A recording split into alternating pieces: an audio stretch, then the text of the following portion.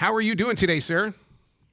Well, I'm showing my age, 57. I can't even last an hour and a half without having to pee. Hey, I got to tell you what, I really love this collection of music. This is right up my alley. I'm at Elevation Church, and I understand worship music. And my God, you bring the word, sir. Well, I have certainly become inspired through the years. 2010, I started making a turn and thought, I'm going to really be bold here and sing about some things I've never sung about specifically. And I've enjoyed that development, and it wasn't natural to me necessarily at the beginning, but I got over some of the fear, and I'm continuing to enjoy just bringing a positive message. Don't you love the way the lyrics come to you when you least expect it, and you're going, oh my God, I'm being used as the tool. Now I've got to get it out there and plant it in the field so other people can grow. I think I would have been happy having the lyric come to me, sitting in my living room on the piano, composing, and never having to get out in front of people. But I, I got an invite one time to give my testimony and to sing a few of those original songs, and I had never heard about this group called Celebrate Recovery, where I could go and sing about the joys that I've been given, and it was opened a big door for me. Let's talk about that song "Unafraid." I mean, like you said, coming out and being out there in the front. I mean, because you're used to being back there on those drums, but with you on this song, I mean, you are in control of what's being shared. Thank you. I co-wrote that with another Christian writer and country writer, Brian White, and my buddy Matt Houston. And I wanted to say, like, just I wanted to kind of be an anthem, like a little get up and fight and say, I'm not going to let the world keep beating me down. I'm going to be fearless here for a moment and stand up and do what I am empowered to do. And so unafraid is saying I'm not going to be that anymore. And I love playing that song live, man. First time I ever played it last year, I got some people hooting in the audience. There's a little audience full of people, and I hit that chorus, and they're like, "Woo!" I was like, "All right."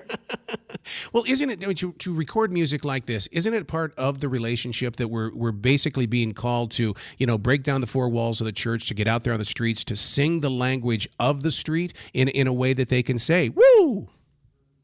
Yeah, I mean, my journey is, I think, best expressed in my actions. Mm-hmm. So when I am writing it, it's a meditation to a positive spirit. And when I'm Mm-hmm. singing it, it's an action to go out and say, I'm so grateful. I just am going to stand out here and sing this thing. I don't care if you pay me or if you stare at me with a head scratching, but I'm going to do it because it's been my experience and someone shared it with me at some point. And I feel called to share it again. The song Jesus is a song that I put into the category of what I call frequency music. In other words, it gets inside my mind and it allows me to go into like a state of meditation or into to where I can release myself.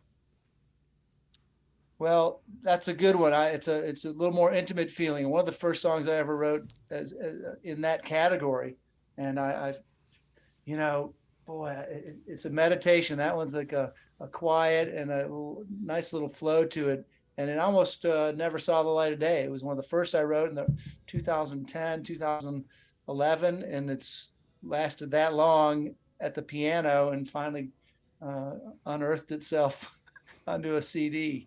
I was going to ask you if the music came to you while you were writing your book, but when you're saying like 2011, I mean you've really carried these songs for a while then. Some were written that early. I started the book at the end of 2017, and by 2018, we were writing a new Hootie album. And so some of these songs came as a result of attempting to bring songs to Hootie.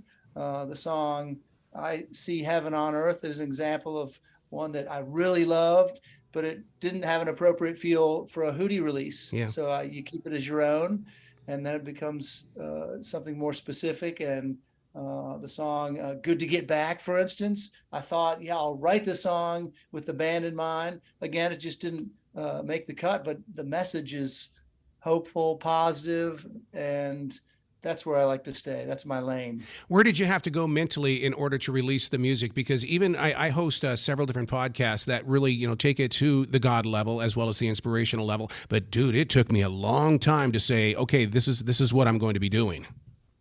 Yeah, I was writing my first EP, which was called Found, and it's a 5 song EP, and enjoyed producing it. And I was learning, wow, I actually can sing a little bit. I had a little bit of confidence, but not much.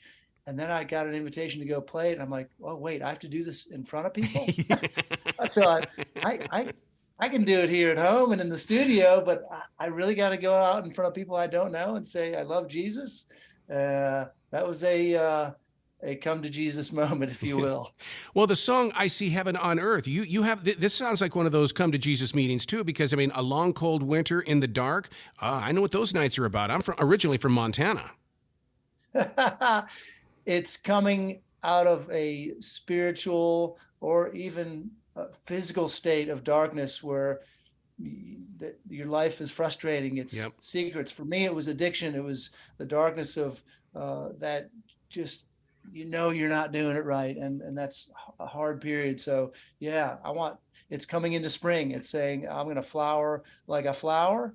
I'm going to become something that is authentic and outward, and rooted in love and humility. And I just wanted to sing that.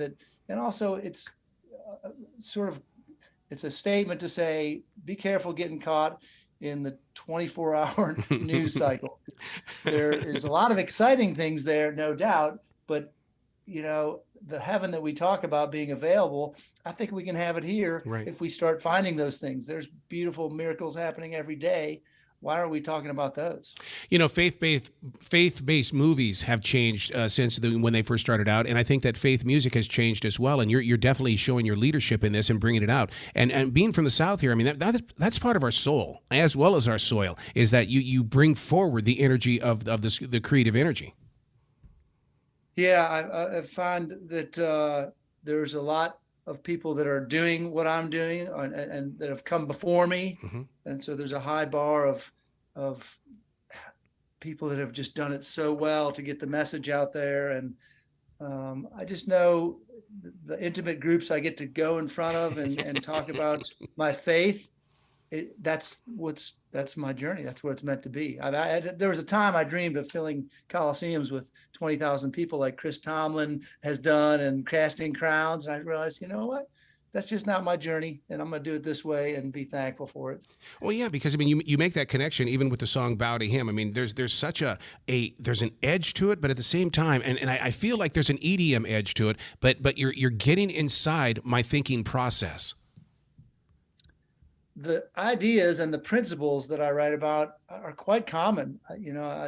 Theology aside, the ideas of love and tolerance and kindness and gentleness, and self-examination, self-honesty. These are common for any man, and a lot of us that suffer deeply, either in addiction or other uh, areas, need to realize that there's answers. There's answers right in front of us if we're honest and open-minded and a little willing. Well, I'm a firm believer that creativity is also an addiction, and it's one of those addictions that people try to run away from, but they have no place to go. But you sit down with this collection of music, you're gonna really kind of look at your creativity through different eyes.